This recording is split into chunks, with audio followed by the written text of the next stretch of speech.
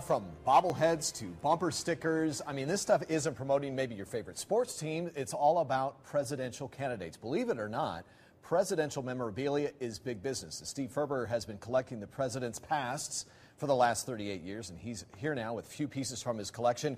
Come to the TV screen right now, because Steve, to me, this stuff is fascinating because it's so rooted deep into history. We're talking all the way back to George Washington times. Absolutely. There are people who collect items from as far back as George Washington, Abraham Lincoln, and then modern presidents also, Barack Obama, George Bush. You know, it's the gamut from one end to the other. Now let's start with modern times. It really kind of kicked off with the I Like Ike buttons, and maybe a lot of grandfathers, grandmothers out there maybe still have those that were maybe given to them by their parents.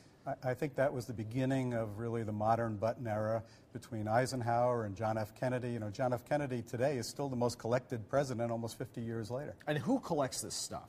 Just about everybody. You know, we have customers that are history buffs that love it. We have parents who buy them because they know that their son or daughter wants to be president one day and they just enjoy it. And we have other people that at campaign time, like now, go nuts over buttons for their candidates and bumper stickers and posters. All right, now Caesar, our director, and Andrew, our photographer here, is going to kind of pan down this. I want to specifically focus right there on Dewey defeats Truman. That paper right there. Tell us about that. How much is that baby worth? Well, that's one of the most interesting, I think, collectible items, because this is, when you talk about investments in political memorabilia, this paper was bought in 1948 on the newsstands for 4 cents. Wow. And today it's worth $2,500.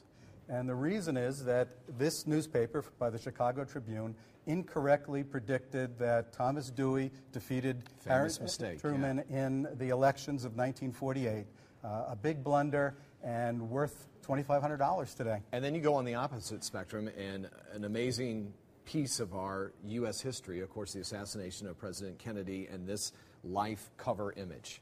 Yes, I'd say not a day goes by when somebody doesn't contact us and say that they were interested in a free appraisal because they found a collection of items in their grandmother's attic that just became part of their estate.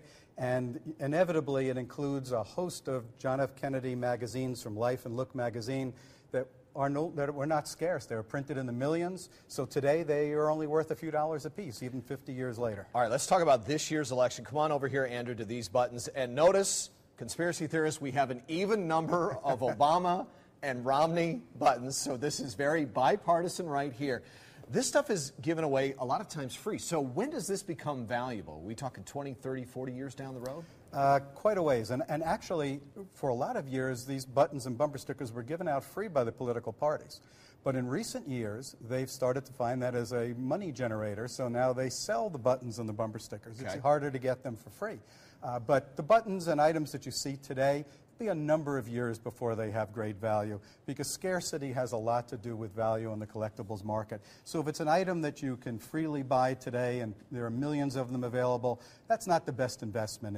It's official items, it's items, tickets to inaugural events and invitations that really have value. All right, the president says we're out of time, so we've got to toss back to Catherine. But before we do, if you'd like to check out the entire collection, we've actually linked Steve's website. It's laurieferber.com. It's linked to our free website. Just go to cbs5az.com and click on Saw It on 5. Catherine.